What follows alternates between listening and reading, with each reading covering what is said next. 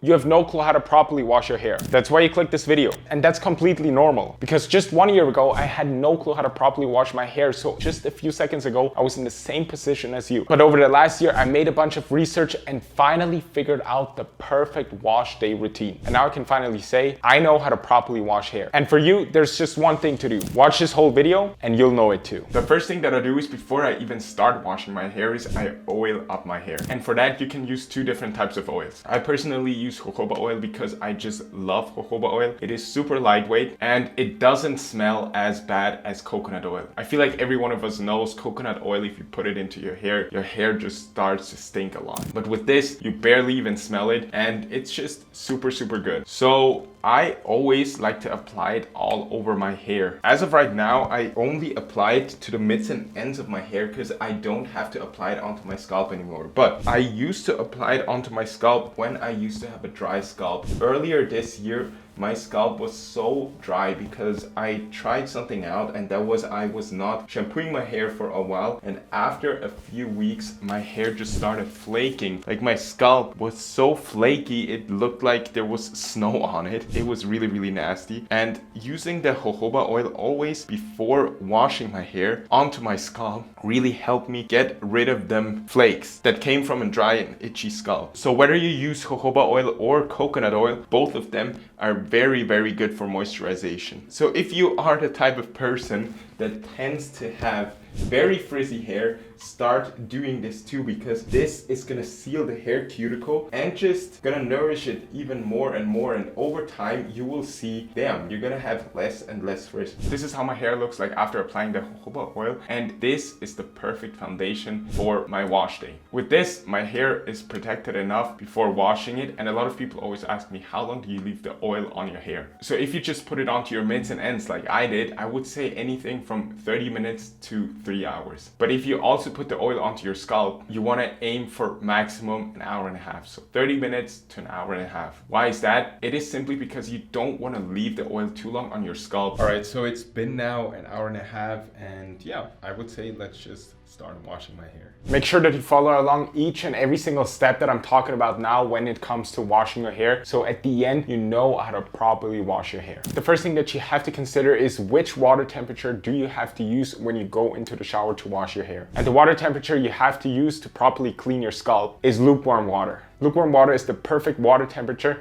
to open up your scalp to give it a good cleanse. I know that there's this trend going on where a lot of people say only wash your hair with cold water, blah, blah, blah, blah. But this is not true. When you use cold water to wash your hair, you don't open up the scalp, so you can't really clean your scalp deeply. And the same thing on the other side, when you use too hot water, you're just stripping your scalp extra of its natural oils from the hot water. So lukewarm is the best when it comes to applying shampoo. The next thing you have to consider before you even apply the shampoo, you have to make your hair fully wet. I know that seems pretty obvious that you have to wet your hair to wash your hair, but a lot of people don't fully wet their hair. Some people, they just wet the front of their hair and their back is still extremely dry. But guys, please make sure that you stand under the shower head for at least 1 minute so your hair is fully wet. Once your hair is fully wet, you have to take the shampoo. But which shampoo do you have to use? It really depends on your scalp type. Does your scalp tend to be more oily? Then you want to use a clarifying shampoo. Or does your scalp tend to be a bit more dry?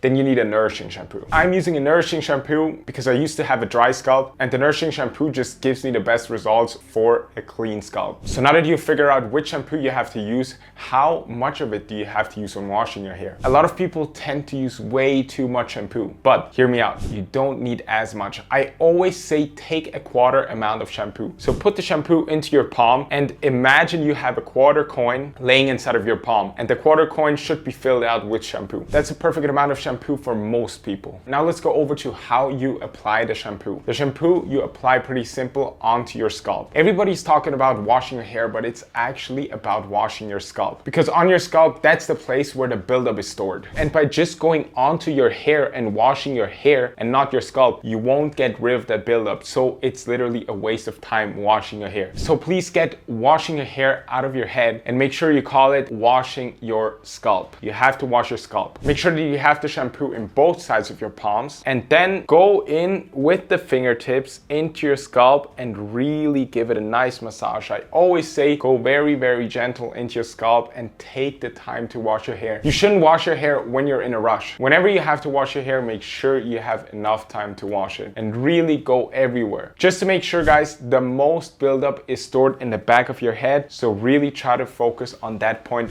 when it comes to applying the shampoo. Really go there deep into the scalp and massage the shampoo in. I always say do that for at least a minute, but here's another hack that I always do. After 1 minute of applying the shampoo just with my fingertips onto my scalp, I take a scalp scrubber. A scalp scrubber is really, really good when it comes to removing buildup. And not just to remove buildup, but it even promotes blood circulation, which means it promotes hair growth. I do that for about a minute too, and then I wash the shampoo off. But which water temperature do I use when washing off? Still the same water temperature. We're still sticking to lukewarm water. And not only that, but in the beginning I told you guys that you have to fully wet your hair, and you have to do the same thing now when it comes to washing off the shampoo. When you wash off the shampoo, you have to fully get rid of the shampoo. You don't want to leave any residue in your hair, because otherwise the products that you're gonna use after your wash day are not gonna be absorbed as good. So make sure you take your time and wash the shampoo off for at least 1 minute. And it's always better to just wash the shampoo off with your hair back out of your face. I know I see some people that just have their hair hanging down in their face, but what I realize is when that happens to me, that I always get a bunch of pickles. Not pickles, I mean pimples. When my hair / the shampoo just runs down my face, all the dirt that is getting washed out with the shampoo is just running over my face, and you don't want that to happen. So make sure you always lean backwards and wash the shampoo off of your back. That is the best way to wash your shampoo off. And now let's go over to the point where most people fail when it comes to washing their hair, and that is double cleansing. So many people think double cleansing is so bad, No, double cleansing is really essential when it comes to having a clean scalp. Let me give you the perfect example. I have here this pan full of grease, and imagine your hair is just like that after a few days of using products. Then what are you gonna do? You're gonna wash it with shampoo, like I'm doing right now. I'm gonna clean the pan here, trying to clean it up, really making sure that we get it nice and clean.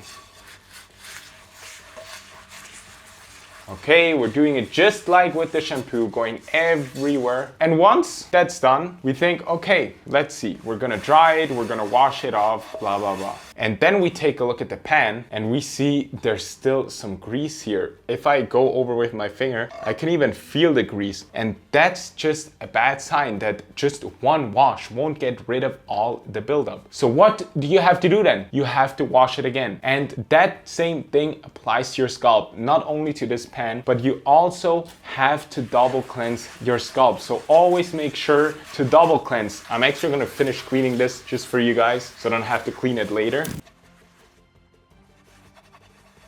But now after the double cleanse, the pan is fully clean again. And just for you guys to know, if your hair is not full of buildup, then you don't have to wash it. So many people, they wash their hair way too frequently. But once you feel like, okay, my scalp is dirty, I just need this fresh feeling of a wash, then you have to wash your hair, but not just once, like I said, twice. So you get rid of all the buildup and the oils and everything and have a clean scalp to reset for using new products again and for promoting hair growth and healthy hair. And double cleansing is pretty self-explaining. You just have to do the same thing what you did when you did the first round of washing with shampoo. That's it. Once you're done with double cleansing, it is time to go over to one of the most essential parts for people with coarse curly hair like me, applying the hair mask. Yes, after shampoo, you have to use a hair mask or a conditioner, because the hair mask is just gonna nourish your hair way better than just a regular conditioner. So I'm a huge advocate for hair masks, and I can't recommend everybody out there enough to use hair masks. Whether you have super thin hair or super thick hair. For thinner hair people, you don't have to use it as much, but for thicker hair people, we tend to have this drier type of hair,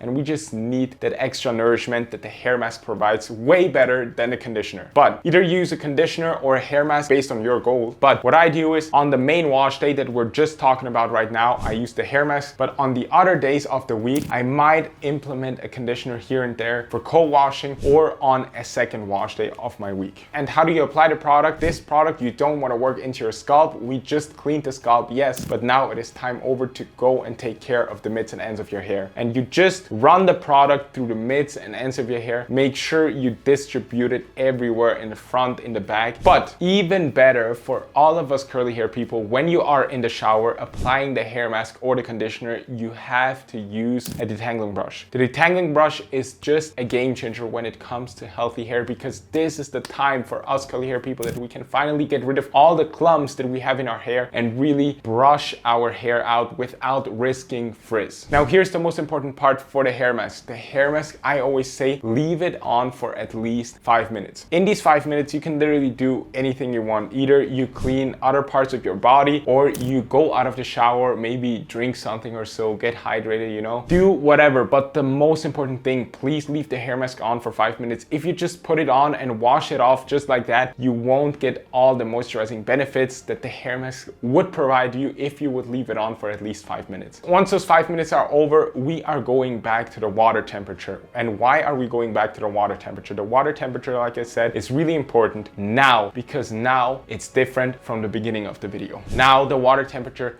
should be cold. And why is it now different? Because look, we already cleaned the scalp. We made sure, okay, the scalp is clean, the scalp opened up, and now the hair follicles are all open. And how are we gonna seal them? We wanna seal the hair cuticle and make sure that it's just done, closed, not open anymore. You wanna close it. And that's the best you can do with cold water. Wow, you did it. Now you know how to wash your hair. No, we're not done yet. One thing is super, super important, because if you skip out on this thing, the whole wash day was for nothing. This is which product do you have to, listen to me, have to apply after wash day. And the product you have to apply after wash day is either a leave-in conditioner or a curl cream. I don't care which of the two you use, but one of the two you at least have to use, because both of these products give you moisturizing benefits, and you just got a bunch of moisturizing benefits from the hair mask in the shower. But if you don't use one of these two products after the shower, all the benefits that you got from the hair mask, those super nourishing benefits, are gonna be gone. I hope you know now how to properly wash your hair. If you want to use the same products that I'm using, make sure to check those out that are linked in the video description below. And if you want to follow up that wash day routine with a styling routine, make sure to watch one of these. Peace.